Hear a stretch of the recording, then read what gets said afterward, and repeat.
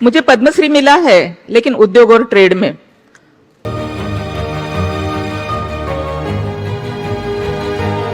जिस समाज में कभी खाना नसीब नहीं था, जहां कपड़े तक ढंग के नहीं थे, जहां रहने के लिए घर नसीब नहीं था, ऐसे लड़की को पद्मश्री मिला उद्योग और ट्रेड में।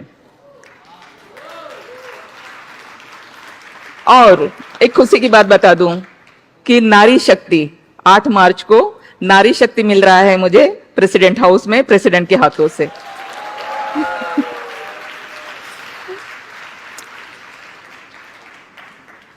तो ये सारा करते हुए जो संघर्ष मैंने किया, मिला तो सब कुछ है, लेकिन कैसे, कितना संघर्ष करना पड़ा मुझे इन सारी बातों के लिए।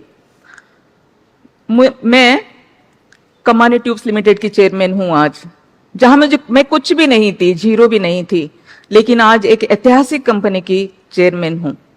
ये सब करते हुए मेरा जो सफर है, मैं एक छोटे से गांव से आई थी, एक छोटा सा गांव, जिस गांव में सिर्फ एक रास्ता था चलने के लिए, मतलब मार्केट जाओ तो वही एक रास्ता है, स्कूल जाओ तो भी एक वही रास्ता है, मतलब वही एक रास्ते पे सारा कुछ खत्म हो रहा है। लेकिन आज मुंबई जैसे शहर में मेरी कंपनी के नाम से 2 रोड है, रामजी भाई कमानी, कुर्ला कमानी। तो मेरा एजुकेशन तक नहीं हो सका ढंग से, मैं बहुत पढ़ लिख कर आगे बढ़ना चाहती थी, लेकिन छोटी सी उम्र में शादी कर दी गई, शादी भी सक्सेस नहीं हुई।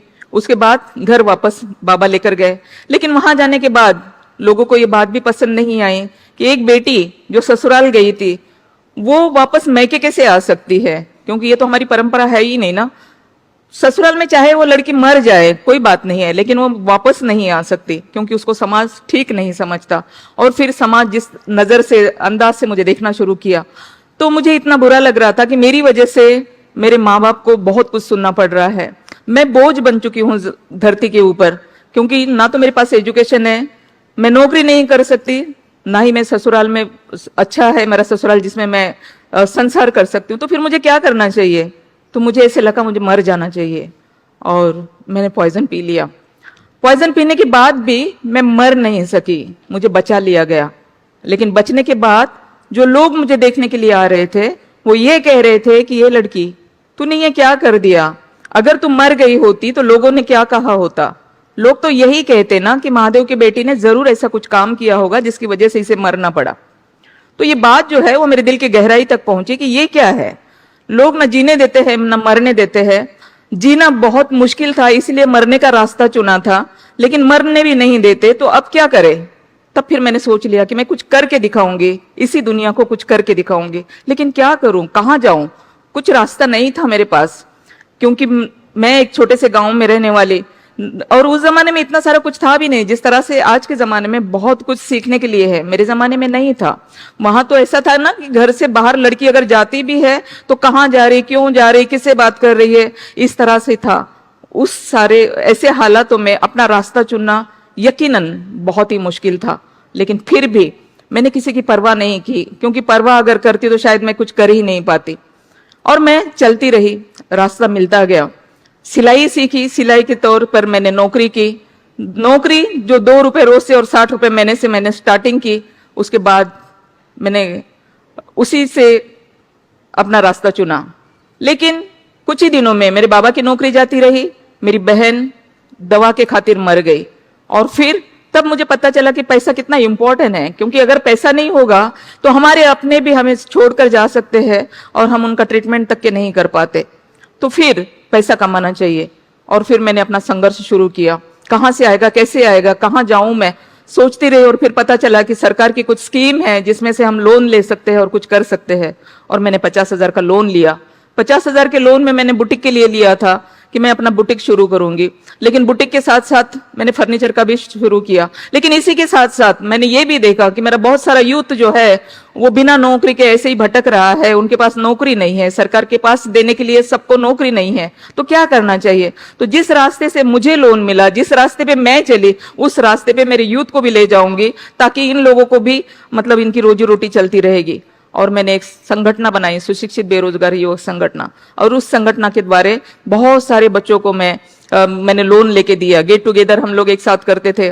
बैंक के जो मैनेजर है वो, स्कीम के जो भी ऑफिसर्स है वो, और इस तरह से बच्चे लोगों को बुला के एक ही प्लेटफॉर्म उनको मिलता था और वो अपने स्कीम के बारे में बताते थे। जो स्कीम उनको यूथ को अच्छी लगती थी उसी हिसाब से लोन लिया जाता था और वो लोगों का भी काम होता था। तो इसी तरह से एक तरह से मेरा सोशल काम चल रहा था, दूसरी तरफ मेरा बिजनेस भी अच्छे से चल रहा था। यही करते करते लोगों के बीच मेरे लिए बहुत अच्छी भावनाएं होने लगी कि ये जो लेडी है ये बहुत अच्छा काम करती है, और मेरे पास जो भी लोगों की तकलीफें होती थी वो मेरे पास आते थे। तो इसी तरह से मेरे पास एक प्लॉट आया और वो प्लॉट में काफी सारे लिटिगेशन थे, वो लिटिगेशन मैंने दूर किए, और वहां पर जब बिल्डिंग बनाने की बात आई तो 99 की ये बात है, 95 में मैंने प्लॉट लिया था, 95 से लेकर 99 में मैंने उसको क्लियर किया। लेकिन हमारे पुरुष प्रधान देश में एक महिला, वो भी बिल्डर बने, ये हजम तो नहीं होगा ना। ऊपर से मैं बुद्धिस्ट हूं, एक बुद्धिस्ट, ऊपर से महिला, और ये बिल्डर बनेगी, क्योंकि बिल्डर तो सिर्फ पुरुष बन सकते हैं, महिला कैसे बन सकती है। और फिर मेरे नाम की सुपारी तक के दी गई, सुपारी दी गई। लेकिन मेरी नसीब अच्छी थी कि जहां पे ये मीटिंग चल रही थी वहां से एक आदमी मुझे आकर बताया उसने कि मैडम आप अपने गांव चले जाइए क्योंकि आपको आपकी सुपारी दी गई है। तो यहाँ बहुत सारी महिलाएं बैठी हुई है, मैं उनसे पूछना चाहूंगी कि अगर आपको कभी पता चला कि आपको कोई मारने वाला है तो मुझे बताइए आप क्या करने वाले हो, क्या करने वाले हो बताइए। क्योंकि मुझे उस आदमी ने ये कहा था कि हम रिक्वेस्ट करते हैं आपको कि आप अपने गांव चले जाइए क्योंकि आपका मर्डर होने वाला है। तो मैं डरी नहीं, अपने गांव नहीं गई, क्योंकि अगर मैं डर जाती, अपने गांव चली जाती तो आज इस स्टेज पे यहां पे खड़ी ना होती, किसी खेतों में काम कर रही होती।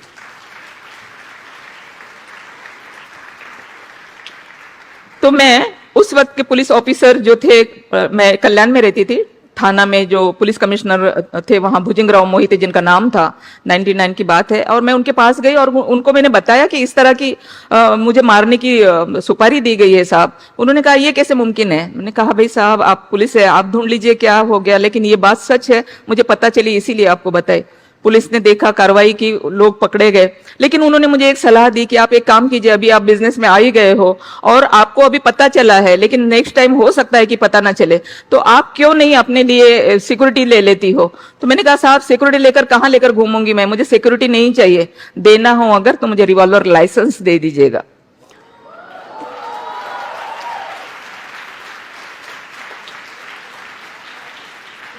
ताकि मैं अपनी हिफाजत खुद करूंगी।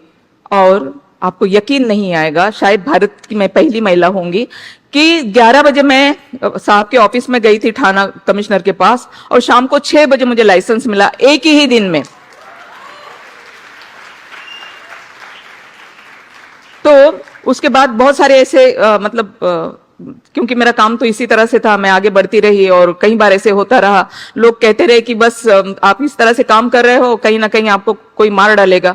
मैंने कहा कि मेरा रिवॉल्वर है मेरे पास, उसमें 6 गोली है, जब तक 6 गोली है तब तक कोई माइकलाल मुझे मार नहीं सकता।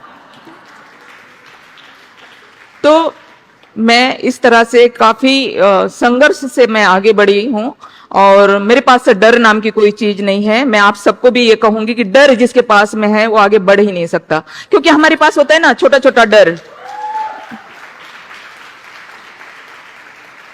कि अगर मैं ये करूं तो क्या होगा, अगर मैं वो करूं तो क्या होगा, अगर मैं वहां जाऊं तो क्या होगा। इस तरह का जो डर मानसिकता दिमाग में होती है तो इंसान डर जाता है, आगे नहीं बढ़ता। इसलिए डर को निकाल दीजिए, अपने आत्मविश्वास को जगाइए, आप भी बहुत कुछ कर सकते हो।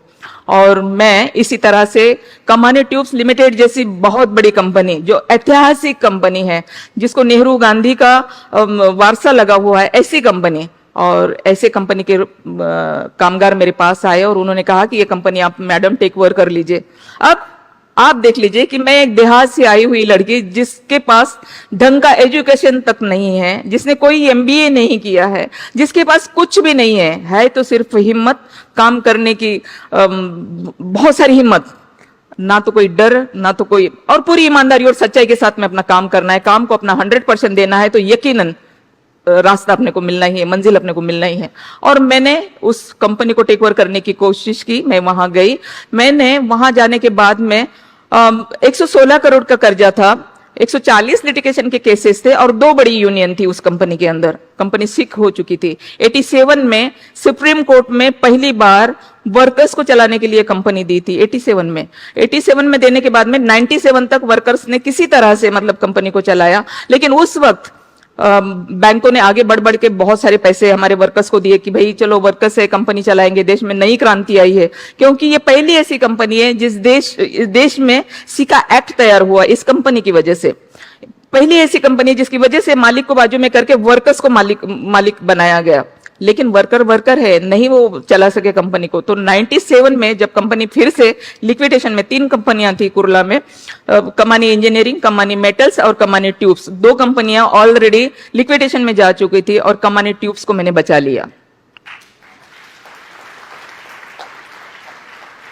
अब ये कमानी ट्यूब्स को बचाने के पीछे 116 करोड़ रुपए का कर्जा है। ये कैसे हुआ? मैं 2000 में वहां गई थी। 2000 से लेकर 2006 तक मैंने काफी स्टडी की उसके अंदर कि क्यों 116 करोड़ का कर्जा है। तो पता ये चला कि मतलब अगर किसी बैंक ने 5 करोड़ दिया है तो उसका 25 करोड़ हो गया, किसी बैंक ने 4 दिया, मतलब इस तरह से इंटरेस्ट और पेनल्टी की वजह से इतना सारा लायबिलिटी उसके ऊपर बढ़ गई। तो ये लायबिलिटी कैसे कम हो सकती है? अगर मैं किसी बैंक के चेयरमैन के पास जाऊं तो शायद ना हो सके।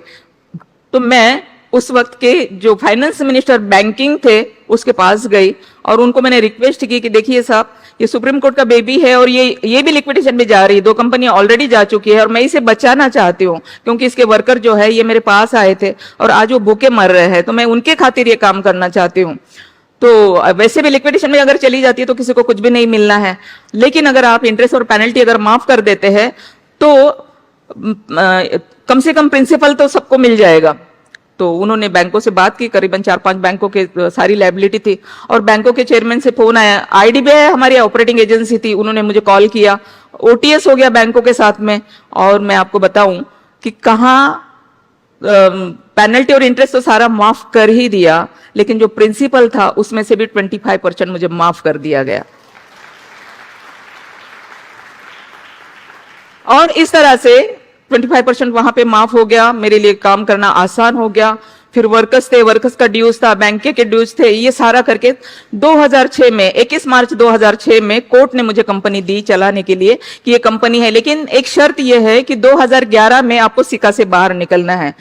तो आपको बताते हुए मुझे खुशी होती है कि मैं 2006 से 2009 तक मैंने फैक्ट्री स्टार्ट की। कुरला से मुझे वाड़ा फैक्ट्री शिफ्ट करनी पड़ी, काफी सारी दिक्कतें हुई, लेकिन सारी दिक्कतों का सामना मैंने किया और 2009 में फैक्ट्री स्टार्ट की। और 2011 में जहां बैलेंस शीट पे 116 करोड़ का कर्जा था, वहां 4.5 करोड़ एक्स्ट्रा आ गए।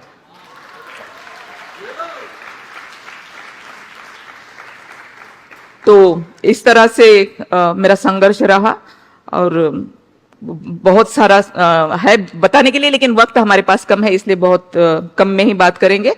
तो 2011 में मैं सिका से बाहर आ गई, इसीलिए सरकार ने मुझे 2013 में पद्मश्री से नवाजा और आज दुनिया भर के अवार्ड्स मुझे मिलते हैं, दुनिया भर के। एक महीने में 5-5 अवार्ड्स, आप यकीन नहीं करोगे। मैं अभी लंदन से परसों आई हूँ, 27 तारीख को मुझे लंदन में वहां के पार्लियामेंट में भी मुझे अवार्ड्स मिला। तो इस तरह से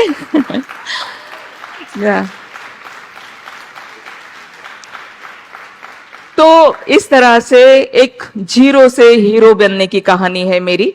और अगर आप सब भी मेहनत करें, हिम्मत से अपना काम करें, सच्ची लगन और यकीन से काम करें, तो यकीनन आप सब भी कल्पना सरोज की तरह बन सकते हो।